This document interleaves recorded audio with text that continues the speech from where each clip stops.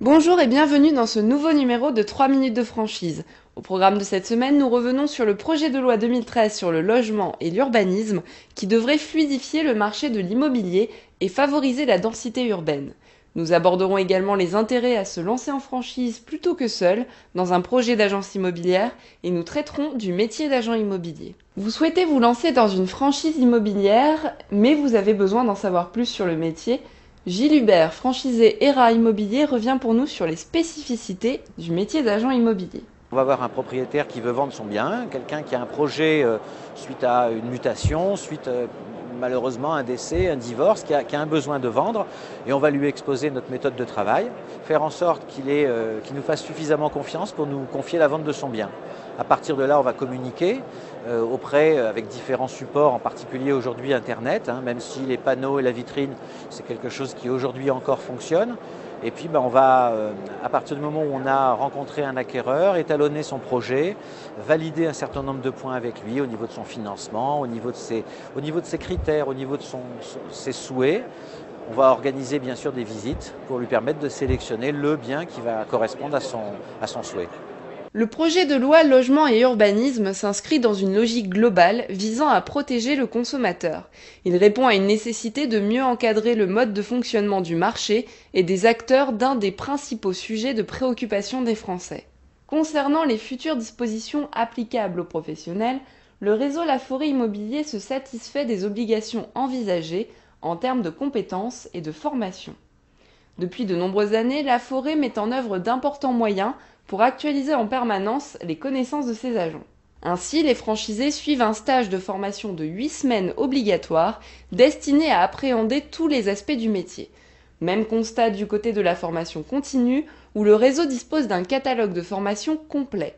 En parallèle, les adhérents ont un accès permanent à l'actualité juridique et jurisprudentielle grâce à une veille réglementaire en ligne associée à une diffusion mensuelle d'informations.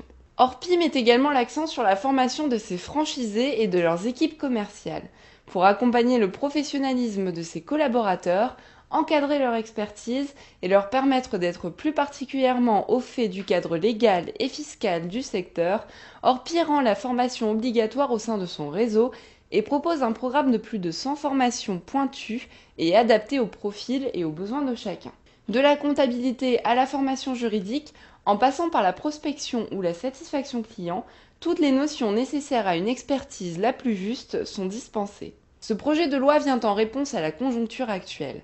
Se lancer et créer son entreprise reste toutefois un beau projet de carrière professionnelle, à condition de rejoindre un réseau de franchise et d'être accompagné, comme nous l'explique Éric Alouche, directeur exécutif du réseau ERA Immobilier. La crise, ça fait très longtemps qu'on en entend parler. Ça doit faire 30 ans que j'entends parler de crise.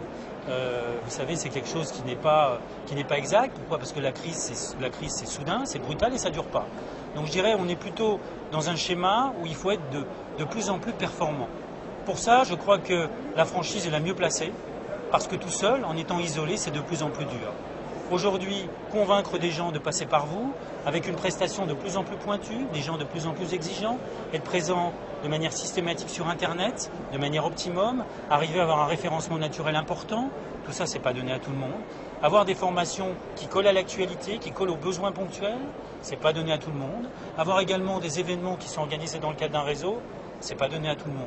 Je crois que de plus en plus, on ne pourra pas être isolé. D'autres réseaux recrutent dans le secteur de l'immobilier. N'hésitez pas à consulter les fiches des enseignes Belvia Immobilier et Guy Hockey sur le site www.ac-franchise.com.